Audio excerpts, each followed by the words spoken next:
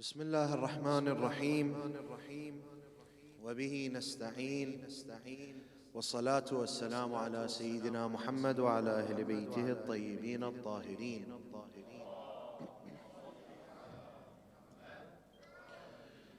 واللعن الدائم على أعدائهم أجمعين من الآن إلى قيام يوم الدين. القول مني في جميع الأشياء قول آل محمد.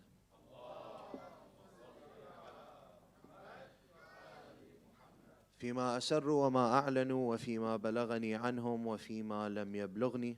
أما بعد، فقد قال الله العظيم في محكم كتابه الكريم: بسم الله الرحمن الرحيم: ويخرون للأذقان يبكون ويزيدهم خشوعا. صدق الله العلي العظيم. صلوا على محمد وآل محمد.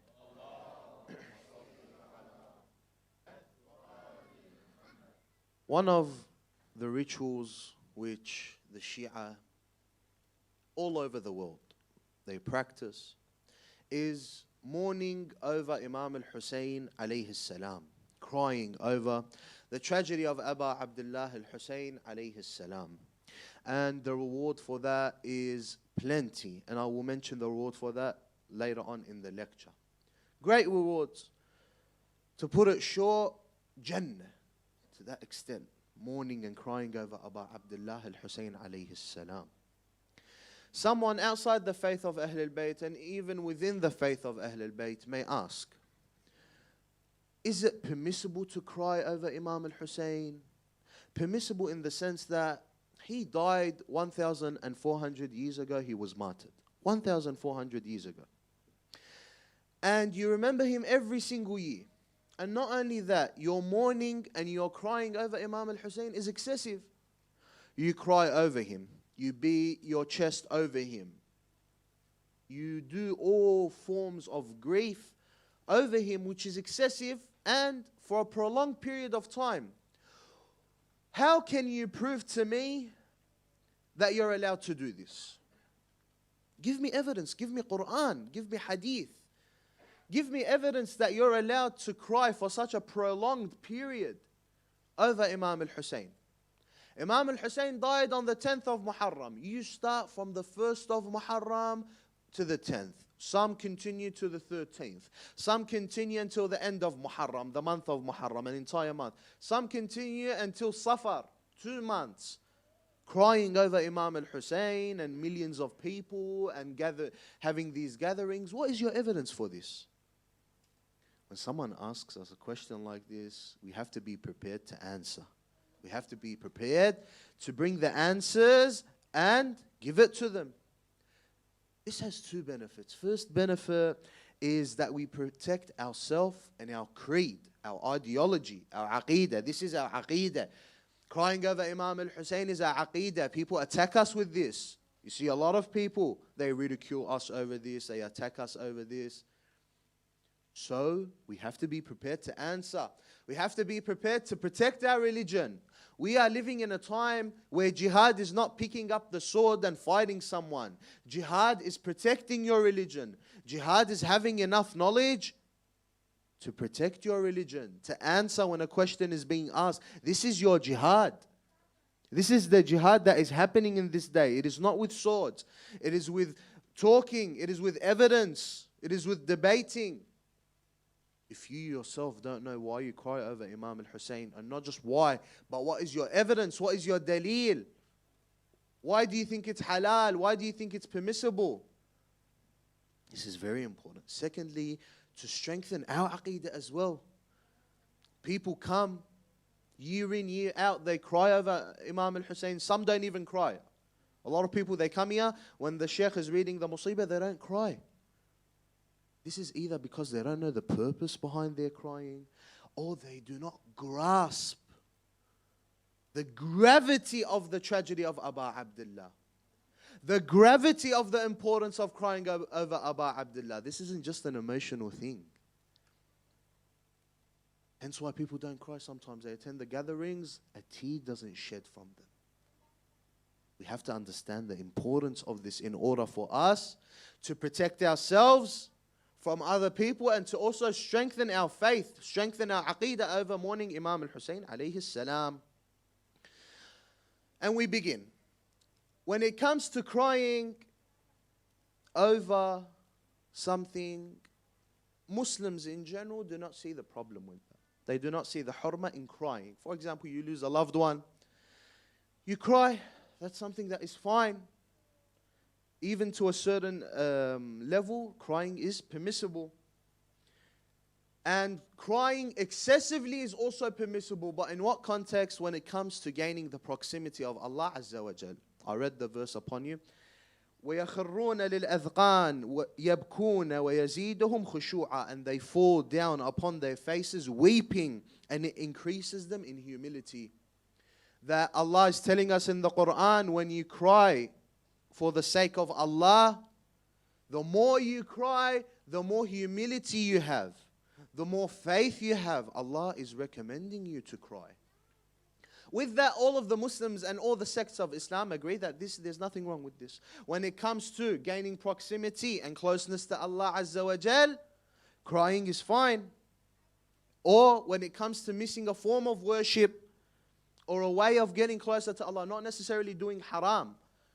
Sometimes missing a form of worship and crying over that is permissible. Our prime example is Adam.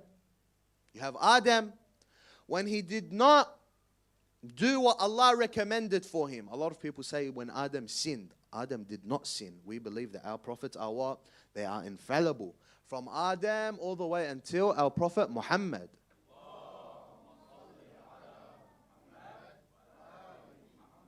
They are infallible. However, Adam did not do what Allah recommended for him. This in the Arabic language is called Tarkul Awla. Tarkul Awla. That Allah told him that if you do this, this has a consequence. Not a punishment, not a sin. No, this has a consequence. You eat from this fruit, the consequence is you do not stay in Jannah, you have to go down to earth. This isn't a sin. Adam did not fall into a sin. Wal-'ayadhu billah. These people are our role models, the prophets of Allah, the representatives of Allah. You cannot say that our prophets sin. However, there comes a time where they were told that if you do this, this is the consequence. Adam did it, and the consequence was taken. However, this was a form of him getting closer to Allah, a way that he did not take. He wasn't punished for it. The consequence of that was he goes down to earth. They say that as a result of this, Adam cried for many, many years. Adam cried until he was named of the Bakka'in, those who cried excessively, and they are 5. The first one is Adam over what he done. The second is Yaqub over Yusuf. The third is Yusuf over leaving his father Yaqub and being separated from him. The fourth is Sayyidatina Mawlatina Fatimat al-Zahra Salamullahi alayha, after her father was murdered, to a point where the people of Medina would tell Ali ibn Abi Talib, do not keep her here. Send her to a faraway place where she can go and cry there. She has disturbed us. She is of the Bakka'in. And the fifth is Imam Zainul Abidin alayhi salam over the tragedy of Imam al-Hussain alayhi salam. Adam became of the Bakka'in because he did not do an act that was going to gain him closeness to Allah, and Allah never said that that was wrong. As a matter of fact, in some instances which we will look at, it was recommended that he would cry. And for many years did Adam cry. That is when it comes to worshipping Allah Azza wa Jalla. However, when it comes to the crying and mourning excessively over a period of time, look at the difference here. Excessively over a period of time. Excessively in one aspect, they can say, all right, you cried excessively. But over a period of time, that is different. Because usually when someone dies, you cry excessively, yes. Or mourn excessively. But after a year, after 2 years, it becomes a remembrance thing that you remember the day that that person passed away. You read the Fatiha on his soul, and that's it. However, the Shia with every year, you guys become more emotionally connected with Imam al-Hussain. You guys mourn even more. You guys cry even harder. You guys attend even more gatherings. Is that permissible?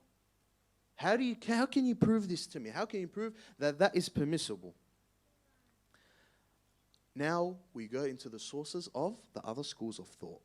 When we look into Al-Razi in his tafsir and An-Nayshaburi as well in his tafsir. These are scholars of the other schools of thought.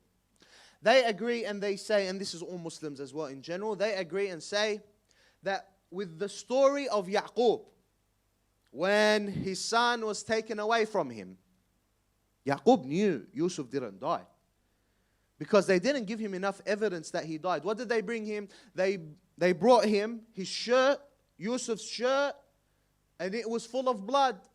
However, they said that the wolf killed Yusuf, but the shirt was completely intact. There was no sign of a wolf biting her or a ripped shirt. No, it was a completely intact shirt, but it had a bit of blood on it.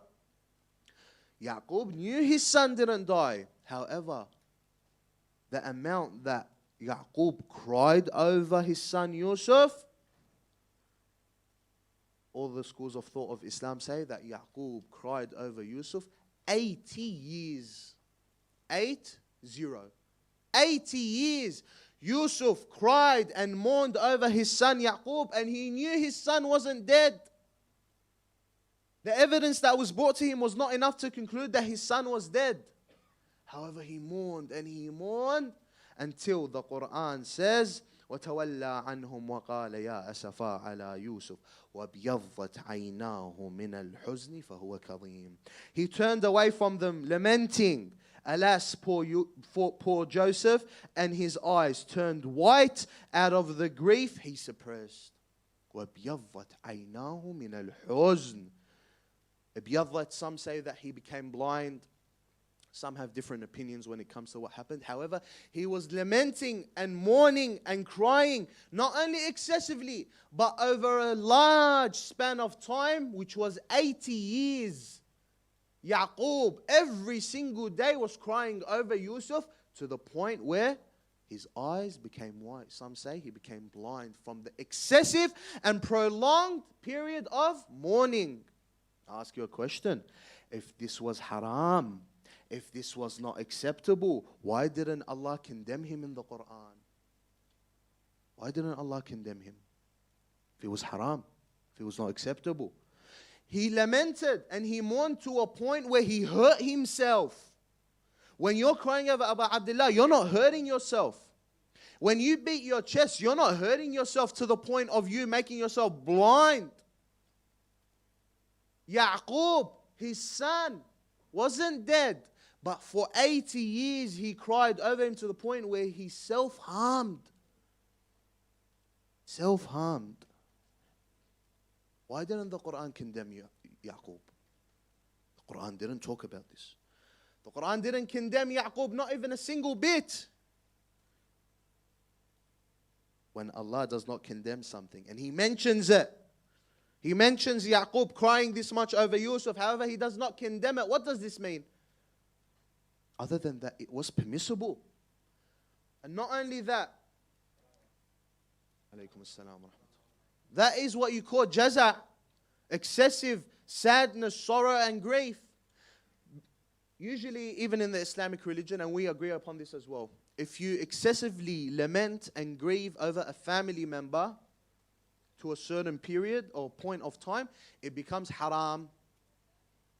Grief, and sorry, not haram, makruh, the ahadith say, makruh.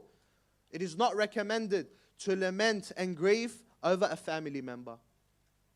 But then you come and tell me, then how does Yaqub lament and grieve over his son? No, Yaqub did not lament and grieve over his son or over Yusuf because he was his son. A part of it, yes, but a part of it because Yusuf was a prophet of Allah. He is the point. Yusuf was a prophet of Allah. Part of it, yes, he was his son, but Yusuf was a representative of God. Yaqub was caring for Yusuf not only as his son, but as a representative of Allah. Hence why when Yusuf tells his father that I saw this dream, where I saw 11 planets prostrate before me. He said, لا تقصص رؤياك على إخوتك على أخاك. Do not say this story upon your brothers. Not because out of his protection for his son, but no, his protection for the representative of God. The representative of God after Yaqub was Yusuf. Yaqub had to do what he had to protect the representative of Allah. So Yaqub did not lament excessively to a point because he was his son, but because that was the representative of God. Notice the difference? So when we lament over Imam al-Hussain, not because he is for a reason that is only purely emotional, no, because this is the representative of Allah Azza wa Jal. And our evidence is Quran. Our evidence is the hadith of the other schools of thought. Not from our books. I don't get you a hadith from our books. You're going to tell me I don't accept it. I'll get you from your books. I get you from the Quran that both of us agree upon. Yaqub cried over Yusuf because he was a representative of Allah. And Imam al-Sajjad alayhi salam uses this exact reference where Imam al-Sajjad, after 35 years of the death of Imam al-Hussain, for 35 years around that time, he was lamenting and crying over Abu Abdullah. To a point where every time he would drink water, he would cry over Abu Abdullah. To a point where every time he would see food or drink, he would think of the hunger and the thirst of Abu Abdullah and would cry over that. To a point where his companions would tell him, Sayyidi Mawla, Ya Zayn al-Abidin, isn't it enough?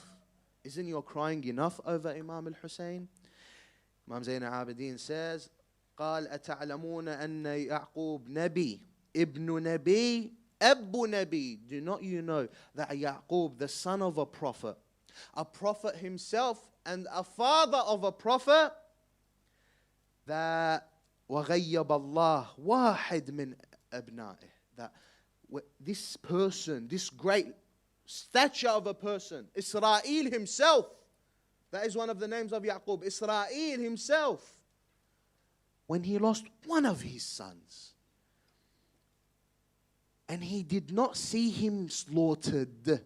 He says, وَمَا رَآهُ ذَبِيحًا وَبْيَضَّتْ عَيْنَاهُ مِنَ الْحُزْنِ فَهُوَ كَظِيمٌ. He did not see his son slaughtered. However, he cried until his eyes were blinded. فَمَا ظَنُّكُمْ بِي وَقَدْ رَأَيْتُ بِأُمِّ عَيْنِي. What do you think of me? And I saw it with my own eyes, my father Hussein slaughtered. Imam al-Sajjad references Yaqub to prove why he is crying over Imam al-Hussain. He said Yaqub didn't see his son in a state of pain. However, he cried to that point, what do you think of me when I saw the slaughter of my father with my own two eyes? When I saw them trampling over the body of my father with my own two eyes. When I saw my infant brother shot with an arrow with my own two eyes. When I saw my uncle, his body dismembered with my own two eyes. When I saw Zainab being whipped with my own two eyes. What do you think I felt? And Yaqub didn't even know that his son was dead or not. Or sorry, knew that his son was not dead.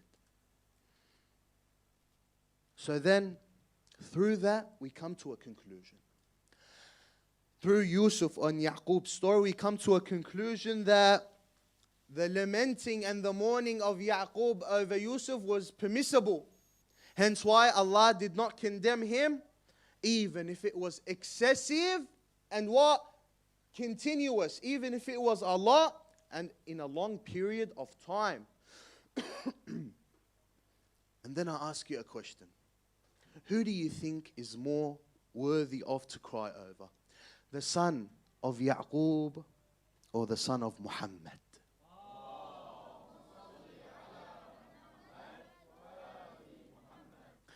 Where the Holy Prophet says, Husaynun minni wa ana min Hussain. Hussein is of me and I am of Hussein. And then we have the other schools of thought that also narrate the Holy Prophet, peace be upon him, crying over Imam al-Hussain. I mentioned this hadith in the very first lecture. I'll re-mention it because it comes with the pieces of evidence. Amir al-Mu'mineen alayhi salam, when he went past the land of Karbala and he cried. And then they ask him, why do you cry? He says that دخلت على رسول الله وهو يبكي فقلت ما يبكيك بأبي أنت وأمي. I walked in on the Holy Prophet, peace be upon him, crying. I asked, O Prophet of Allah, what makes you cry بأبي أنت وأمي? He says, كان عندي جبرائيل آنفا وأخبرني أن ولدي الحسين يقتل بشاطئ الفرات بموضع يقال له كربلاء. That I was just with Jibreel and he told me that my son Hussain will die and will be killed. And in some instances the hadith says that Jibreel told me that a part of your qawm, a part of your ummah, of the evil of your ummah, will stand 30,000 strong against your grandson. They will not give him water, they will not give him food, and they will slaughter him and his family. This is before Imam al-Hussein was killed. These are ahadith from the other schools of thought. Their books and in their ahadith, they have very plainly that the Prophet cried over Imam al-Hussein. Ali ibn Abi Talib cried over Imam al-Hussein. And the Sahaba, when they saw the Prophet crying over Imam al-Hussein, they cried as well over Imam al-Hussein. This is around 50 years before the death of Imam al-Hussein, not after. You tell me the argument that why do you mourn after his death for such a long time? I tell you that the Prophet himself cried and mourned over Imam al-Hussein 50 years before Imam al-Hussein was even killed. How do you tell me why do I cry over Imam al-Hussein? Is it not that our role model is Rasulullah? Doesn't the Quran say لَقَدْ كَانَ لَكُمْ فِي رَسُولِ اللَّهِ أُسْوَةٌ حَسَنَةٌ? That the Prophet for you is a good role model, is a positive role model. مَا أَتَاكُمُ الرَّسُولُ فَخُذُوهُ وَمَا نَهَاكُمْ عَنْهُ فَانْتَهُوا. Whatever the Prophet gives you, you take. Whatever he tells you to stay away from, you stay away from. Isn't this Quran? So if the Prophet is our role model and he cried over Abu Abdullah, what makes you think we don't cry over Abu Abdullah?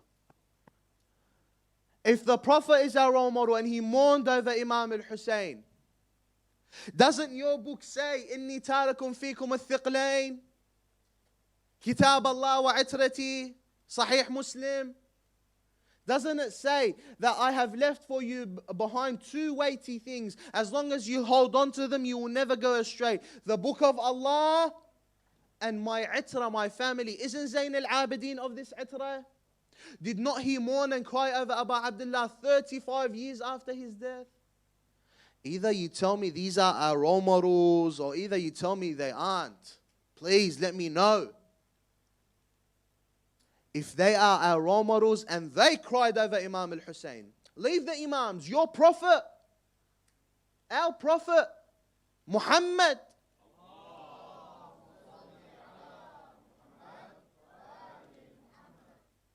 cried over Imam al-Hussein. How about us? One of the scholars from the other school of thought, Al-Muhibb al-Tabari al-Shafi'i, in his book, Dhakha'ir al-Uqba fi Manaqib Dhawi al-Qurba, he states in his book, إن 4,000 ملكا موكلين بقبر الحسين بن علي غبرا يبكون حتى قيام الساعة. This is not a Shi'i scholar. He says that there are 4,000 angels who have been ordered to stay in the grave of Abu Abdullah, who mourn and cry over Abu Abdullah and will continue crying until the day of judgment. Ask you a question. Can the angels sin? Can the angels go against Allah? They are programmed, they are hardwired to not sin. They cannot sin. They are programmed that way. And 4,000 are there in the grave of Abu Abdullah, mourning, crying, lamenting, until the day of judgment, from the death of Imam al-Hussein until the day of judgment. Allahu A'lam how many years. Up until now, it's 1,450 years around then. And they are still crying. And they will continue to cry. Why cannot we cry over Imam al-Hussein alayhi salam? And then we look at the actions of the Imams. Other than Imam Zayn al-Abidin, we look at Imam al-Sadiq. Also, in the other school of thought, a scholar from the other school of thought, Abu Faraj al-Asfahani, Abu Faraj al-Asfahani, he narrates that Sayyid Muhammad al-Himyari دخل على الإمام الصادق فقال, that Sayyid Muhammad al-Himyari entered to the house or the place where Imam al-Sadiq was at, and Imam al-Sadiq told him, أنشدني أبياتك في جدي الحسين. Imam al-Sadiq tells him that read for me the poems or the poetry about the tragedy of my father or my grandfather al-Hussein. Imam al-Sadiq is asking people to read, call it na'i, call it latmiya, whatever you want to call it. Imam al-Sadiq asks others to read.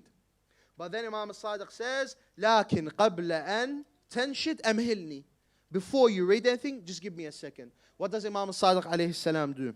He opens a veil, a sitar, he opens a sitar, and then he tells the women of the household to sit behind the veil, behind the sitar, and then he goes in front of the sitar where al-Himyari is, and then he tells him, read. What did Imam al-Sadiq do? He made a majlis. He made it basically a Husayniyya. He made a veil, and he sat the women behind the veil, and he sat in front of al-Himyari, and then he said, read for me. He said, read for me, and Imam al-Sadiq would get his handkerchief, and he would begin crying over Imam al-Hussein alayhi salam. Are these not our role models? Are these not our role models? And then I'll mention a hadith before I end upon the thawab, the benefits that you get from crying over Imam al-Hussein alayhi salam. Imam al-Sadiq alayhi salam says, وَمَنْ ذَكَرَ الْحُسَيْنِ عِنْدَهُ ومن ذكر الحسين عنده فخرج من عينيه من الدموع مقدار جناح ذباب.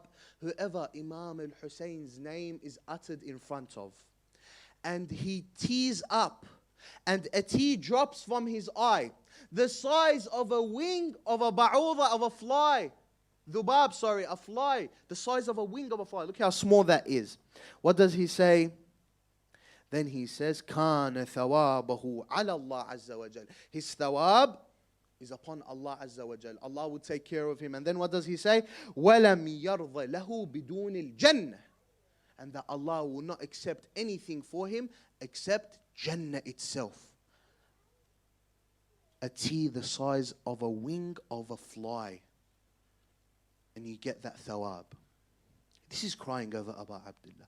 We have to start, if we do not cry in the majalis of Aba Abdullah, if we find that it is a bit difficult to cry over the majalis of Aba Abdullah, be in the state of sorrow of Aba Abdullah. If you're not crying, when the Shaykh is reading and he's reading the Na'i, if you're not crying, at least cover your face.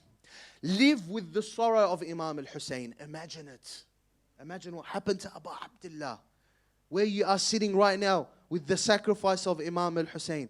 Imagine it, because crying is of the highest of rewards that you receive. If the Prophet himself cried over Imam al-Hussein. If Ali ibn Abi Talib himself cried over Imam al-Hussein. If Fatima al-Zahra cried over Imam al-Hussein. Imam al-Hassan on his deathbed, he has been poisoned. He's in a state of death. He says, لا يوم كيومك يا أبا عبد الله. There is no day like your day, O Aba Abdullah. These are Imams. Imam al-Sadiq, they said that if there came a day where Imam al-Hussein was remembered, he would not be seen laughing or smiling the entire day. This is to teach us how we should be when it comes to the remembrance of Aba Abdullah. You see, sometimes you fall into a state where as soon as someone speaks the name Hussein, something chokes you up here, chokes you. You remember Hussein, the thirst of Hussein, the tragedy of Hussein, the sacrifice of Hussein. Of those sacrifices were Ali al-Akbar. Ali al-Akbar, they said he was the person who most resembled Rasulullah himself. خلقا ومنطقا خلقا وخلقا ومنطقا. The way he looked, Ali al-Akbar resembled Rasulullah most of all. The way he spoke, he resembled Rasulullah most of all. The way of his akhlaq, the way he would act, he resembled Rasulullah most of all. What type of people are those? 30,000. Yazid, Shimr, Umar ibn Sa'd. Someone walks up to you and he is the spitting image of your Prophet and you slaughter him? A point that not many people know about Ali al-Akbar. Ali al-Akbar was the oldest son of Imam al-Hussain. He was older than Imam al-Sajjad alayhi salam. Older than Imam al-Sajjad. A lot of people like to imagine that he was around 18, 19. No, he was around 27 years of age, Ali al-Akbar. Ali al-Akbar, his sacrifice was important. Remember in the night of Abu al-Fadl where I told you there were two people. When they were slaughtered, they were dismembered and cut piece by piece.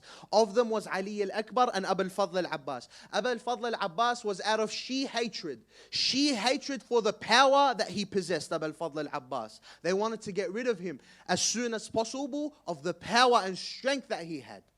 The second was Ali al-Akbar, but Ali al-Akbar was for a different reason. The reason behind Ali al-Akbar and the reason why they dismembered him so gruesomely was because when they asked who was coming forth, what did they say? They said Ali ibn al-Hussain. They said what? Ali ibn al-Hussain is coming forth to fight. The Prophet says in his hadith in Ghadir Khum, he names the Imams one by one. So he says Ali ibn Abi Talib, Al-Hasan ibn Ali, Al-Hussain ibn Ali, wa Ali ibn al-Hussain. Listen to this. Ali ibn al-Hussain, they knew that the Imams, name by name, they know the Imams. Do not think that the enemies of Ahlul Bayt do not know who the Imams are. Oh, they know more than you think you do. So they say, who's coming forth? Ali ibn al-Hussain, the oldest son of Imam al-Hussain. Who did they think he was? They thought he was the next Imam that the Prophet was talking about. Focus. They didn't know that the Imam after him was Zainul Abidin. They didn't know that. They thought that it was the oldest son and his name is Ali ibn al-Hussain. Hence why Imam al-Hussain said that all of my children I will name Ali. One of the reasons is this. They thought that this is the Imam after al-Hussain. So we cut the lineage of al-Hussain from there. Hence why they butchered him so gruesomely. Because they thought that they were going to end Imamah from there. Ali ibn al-Hussain, the son of Imam al-Hussain, he's the next Imam. Look at the sacrifice of Ali al-Akbar. He sacrificed himself to protect the Imamah, the line of Imamah which has reached us now. And we are so comfortably sitting in a majlis and we have cushions and we're sitting and we come in our air-conditioned cars over the sacrifice of Ali al-Akbar to protect the lineage of Muhammad wa Ali Muhammad.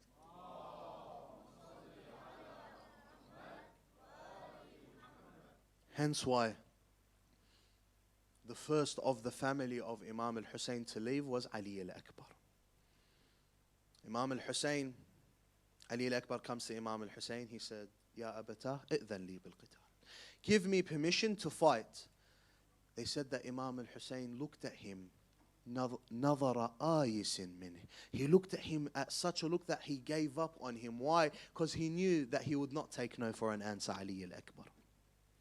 So he hugged him and he cried and he cried and he cried. And then when Ali al-Akbar left to fight, what does Imam al-Hussain say? وَأَرْخَى عَيْنَيْ فَبَكَى. Imam al-Hussain cried and he said, Allahumma كن أنت الشهيد عليهم فقد برز إليهم غلام أشبه الناس خلقا وخلقا ومنطقا برسولك. He looks upon the sky, he makes a dua. He said, Ya Allah, bear witness that the one that has gone to fight him is those who most resemble your Prophet in his speech, his mannerisms, and the way that he looks. This was an important aspect of the sacrifice of Ali al-Akbar that many people do not know. That he sacrificed himself not only for the sake of his father, but for the sake of his brother, his younger brother, Imam Zainul Abidin. So in short, these gatherings are sacred, are important, and we have to protect them. When someone asks us a question about these gatherings, we have to know how to answer. Of them is the mourning over Imam al-Hussain. What is your evidence? Our evidence is Yaqub. He lamented for a long period of time and excessively. Allah did not condemn him. And then we look at the Prophet himself who cried over Imam al-Hussain, and Ali ibn Abi Talib himself who cried over Imam al-Hussain. They were the representatives of Allah. the Ahl al-Bayt, the representatives of Allah. If not, at the very least, the Holy Prophet himself cried over Imam al-Hussain. This is our evidence. This is our role model when it comes to the mourning of Abu Abdullah. And we will mourn despite what anyone else thinks. Do not let them get to you. They want to laugh at us, let them laugh at us. They want to talk about us, let them talk about us. We have Ahl al-Bayt. We follow the Quran. We follow the Ahl al-Bayt. And as long as we hold on to them, the Imam says, if you hold in your hand a durra, a piece of jewelry, a gem, you hold in your hand a gem and you close it, and everyone says that in your hand is something of no worth, would that affect you? No. You know that in your hand is a gem, is a durra. But if you have in your hand a piece of dirt, something that is worthless, and you close it, and everyone says, no, you have in your hand a piece of gem, you have a durra in your hand, would that affect the fact that you have nothing in your hand? It won't. What cares of you what other people say? You know that in your hand is a durra. You know that in your hand is a gem. And that is the mourning and the crying over Abu Abdullah. Do not worry about other people have to say. اللهم عجل وليك الفرج والعافية والنصر واجعلنا من أنصاره وأعوانه ومن شيعته ومحبيه وإلى أرواح المؤمنين والمؤمنات رحم الله من قرأ سورة المباركة الفاتحة مع الصلاة على محمد وآل محمد.